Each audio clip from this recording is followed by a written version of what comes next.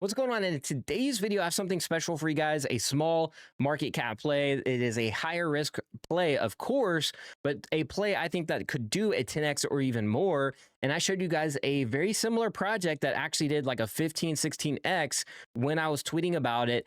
And this new project is doing something even more innovative and could be an interesting direction to see where they go. But I think this trend is something to definitely keep an eye on because this could not be the only project doing this.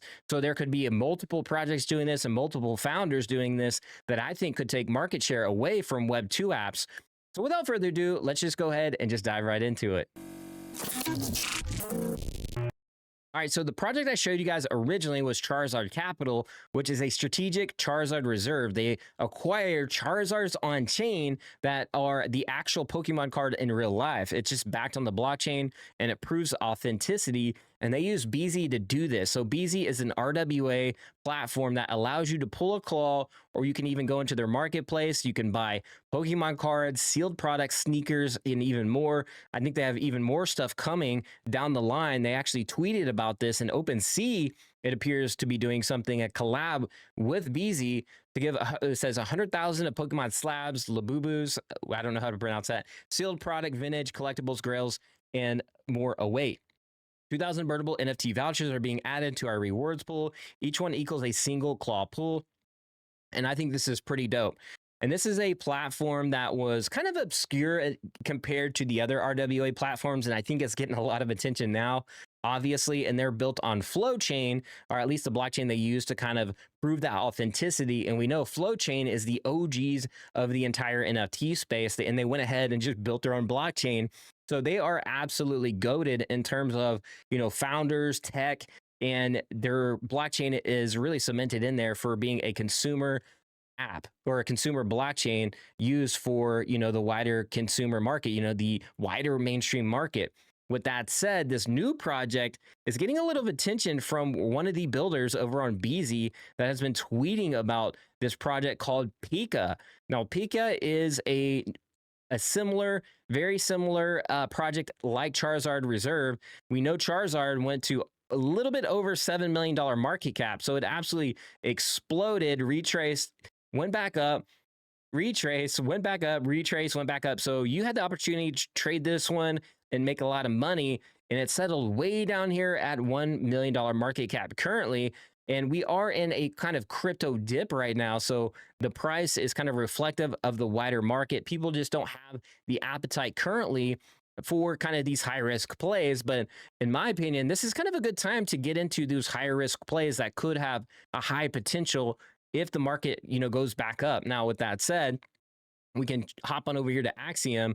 And it's a little bit, these charts are a little bit different from than Dex Screener, but it shows you kind of a little bit of what's going on. This actually went to $2 million market cap, and Pika did. And this one is a reserve that is specific to acquiring Pikachus. Now, we're going to hop on over to an interesting article that I think is a little bit innovation that we're seeing in this Pokemon RWA market. And we know that there's collectible apps out there that basically specialize in acquiring collectibles for investors.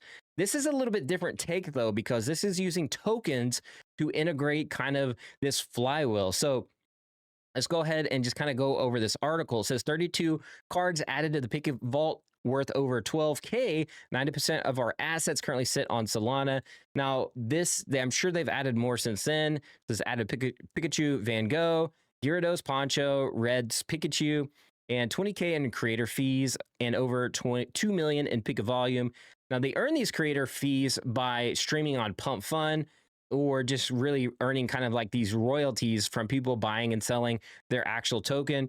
And they're able to go out there and use those funds to acquire even more Pokemon cards. But here's where it kind of gets a little bit interesting as the article goes on. But however, it does say they bought back $1.9 million worth of Pika. So buybacks is another thing that they're using these creator fees for. Over $500 worth of cards donated to Pika by community, and Pika has donated 3,000 Charizard it won during a pump stream to Zard Capital. So that kind of goes back to Zard Capital, the project we just talked about. Now, Punkster is a unique kind of project that developed kind of a protocol to allow people to do something interesting. This is where the flywheel kicks in. Said Punkstar showed that with attention, financial incentives, and the right fee structure, you can generate a capital flywheel like no other. Since inception, they bought over 1 million worth of punks and are bringing the entire NFT ecosystem to perpetual machines. And that was a specific kind of strategic reserve that would acquire punks. And basically, what they would do with the punk is list it over the listing wherever the current listing was, a little bit over that. And if somebody bought that punk, what they would do with those rewards is basically, or with those fees and that income they just brought in, they would go ahead and just buy their token. And I believe they would burn that token. I'm not quite sure on that one, but this creates a kind of a flywheel, right? They're acquiring punks, they're going to list it a little bit higher than floor value, and then they turn around and buy their token, and they just keep doing the same thing over and over. And this project actually reached like $30 million market cap. I'm not sure exactly today what it's actually valued at now. But as we scroll on here, the world of collecting thrives on stories, rarity, cultural weight. Pikachu grails, whether cars, toys, or art, and hold immense significant value or immense significance for collectors. Yet the way these grails are acquired, traded, and celebrated remains fragmented and often inaccessible and spread out across the globe with multiple parties, platforms, and collectors. Pika is building the first perpetual RWA machine on Solana with the mission to acquire every Pikachu grail in the world. A self-sustaining cultural and financial loop that continuously hunts, acquires, and redistributes Pikachu grails. Every Pika grail will be collected. This is the first of its kind to merge real-world assets with game mechanics and a community-driven mechanics, creating a perpetual cultural machine that blends scarcity, fun, and collective ownership. The system weaves together trading, community participation, and cultural storytelling to build a flywheel of scarcity and cultural momentum while serving a blueprint that can scale beyond Pikachu to communities, cultures, and RWAs. It goes on why Solana. Basically, there's a liquidity there. You can earn royalties basically on like creator fees on Pump Fun. Platforms like Collector Crypt, Digitals are live on Solana with over 50K graded cards to collect. Future Bridges, Courtyard, and Beezy are targeted for V2 and V3, expanding reach and interoperability. So again, goes back to Beezy, and we know one of the builders on Beezy has been very bullish on Pika and actually said that they actually know the founders of Pika themselves, and that's why they have that a little bit more trust. So going back to this article over here, the Perpetual Grail Machine Core Loop trades and fee pool. Every buy sell of Pika contributes a 1% fee into the Grail pool. 5% of the fee earned will go back to buying the buyback of Pika. 5% of the fee earned will go to the devs for operation. 90% of the fee earned will be used to acquire the cards. There will be an option to configure fee split at any time. Full Grail acquisition. V0, the team will queue up the grails that we're hunting on different platforms like Collector Crypt, Digitals, eBay, etc. The queue will be displayed transparently on the protocol. Once a pool crosses a defined threshold, the protocol autonomously buys grails. Grails can include cards, art, toys, or iconic collectibles in the future. And I think that's where it gets very interesting, because you look at all these Web 2 apps that have been really shielded by very prominent Web 2 YouTubers. Like, we've seen Andre Jick, we've seen a lot of YouTube channels I watch promote collectible apps as an investor vehicle, and I don't see any of them having tokens integrated like this or a unique flywheel. And this is why I say this is kind of like the most innovative thing I've seen in the RWA space in terms of collectibles in blockchain. So this is something new, very new. Nobody's doing this right now. This is brand new innovation that I'm seeing in the RWA space. Now, with that said, it says community participation, V1. Pika's strength comes from collectible decision-making and gamified engagement. Grail, queue, and 1v1 battles. Grails are queued in advance, created by the team and scouts. Twitter polls hosts 1v1 battles like Poncho Pikachu versus Van Gogh Pikachu. Winners are locked into the perpetual Grail queue. Grail serve multiple battles, become the active hunts.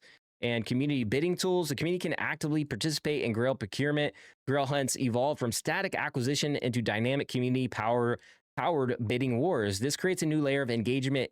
Instead of only watching Grails get bought, the community directly contributes to winning them in real time.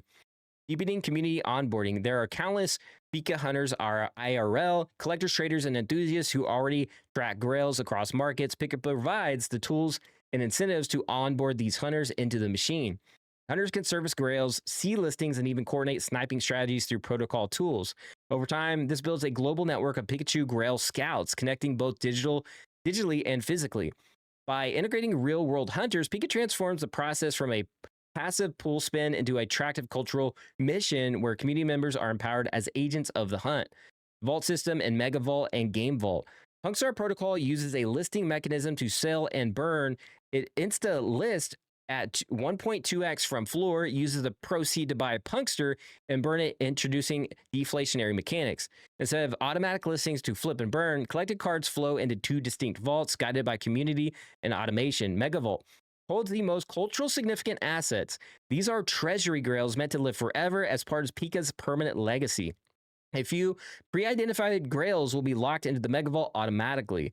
Game Vault, additional grails and mid-market cards.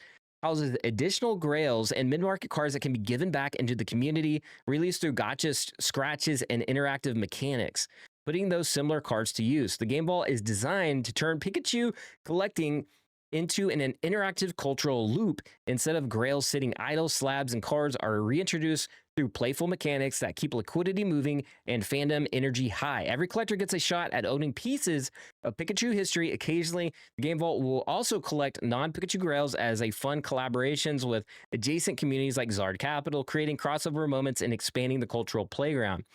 This structure creates a dynamic balance. Some grails are immortalized while others are gamified and redistributed.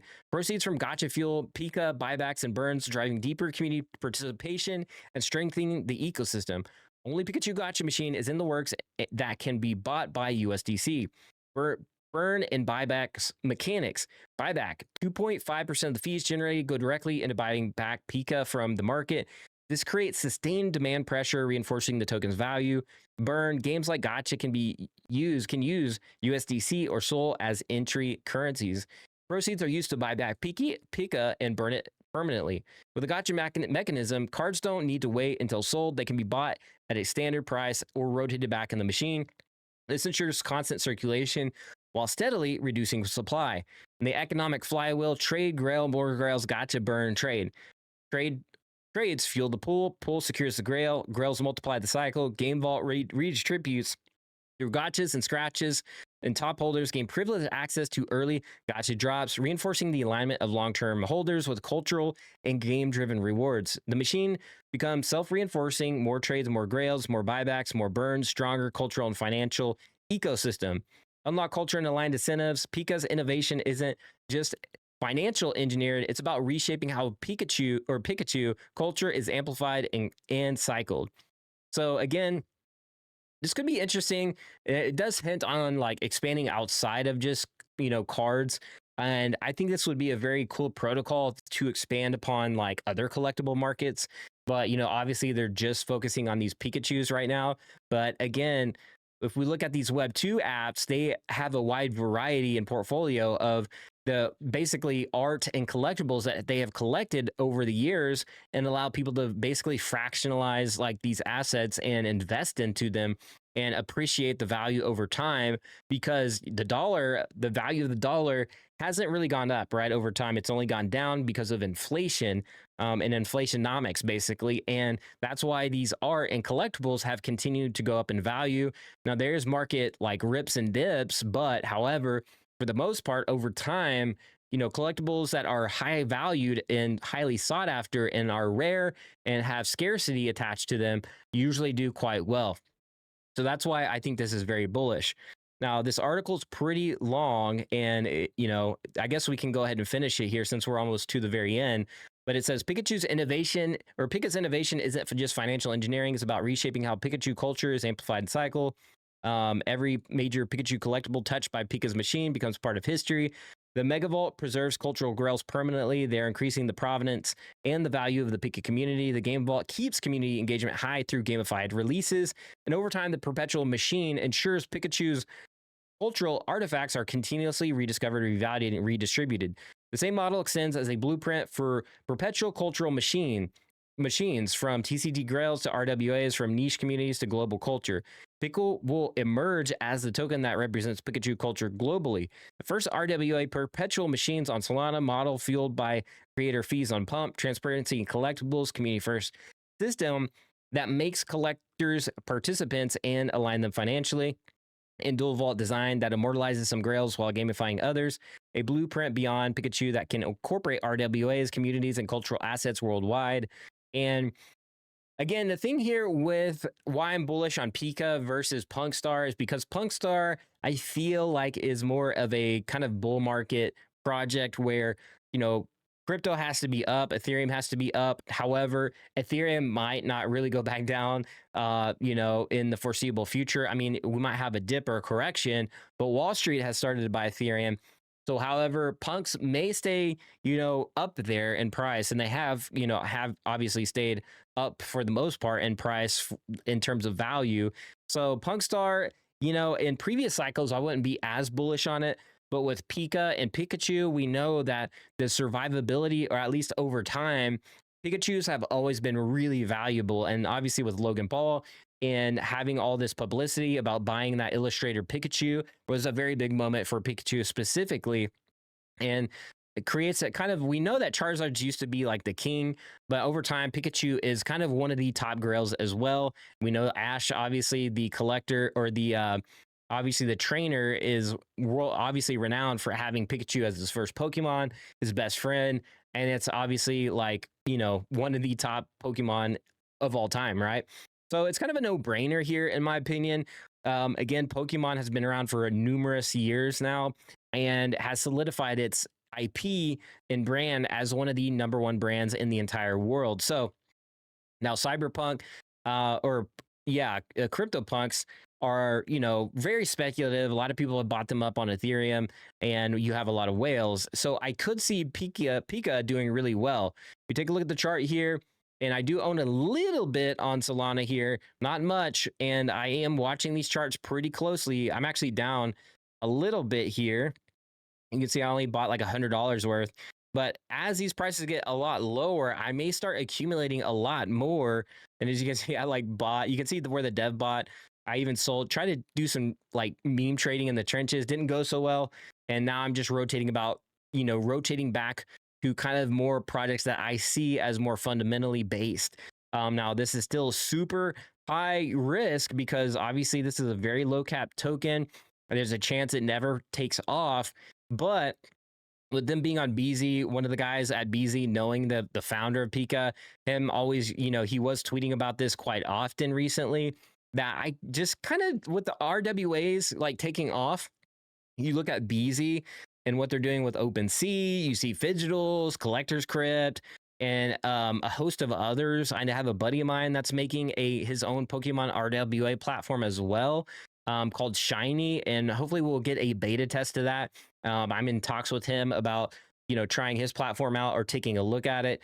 And so yeah, Pokemon RWA platforms are popping off, and RWAs as a whole, it is pretty disruptive. Like, I do think that these collector apps are going to have to think about, you know, some of the different models they have, and some of them are simply just not going to change, and they're not going to integrate crypto or blockchain.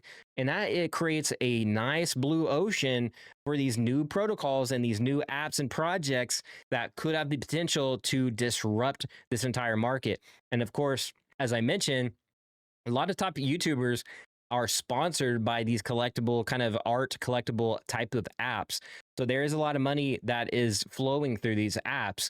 And it is one of the top, you know, innovations I've seen so far out of this cycle that actually could have some mainstream adoption. So that's it. That's the video in a nutshell. I hope you enjoyed. Again, high risk, high reward. This is not financial advice. Do your own due diligence. Never put, you know, too much money that you can't afford to lose out there. Obviously, super low cap. I typically don't like to talk too much about low caps, but we're typically been hovering over a lot of targets here on the channel the past several years, and I've been in this space for a very long time. So that's why I think this one, in the very like downturn of this market, could potentially be a project that I'll be looking at moving forward, and maybe it's something you look forward to as well. So with that said, that's all I got for this video. Hope you enjoyed. And as always, be like an NFT, be authentic, and I'll catch you guys in the next video. Peace.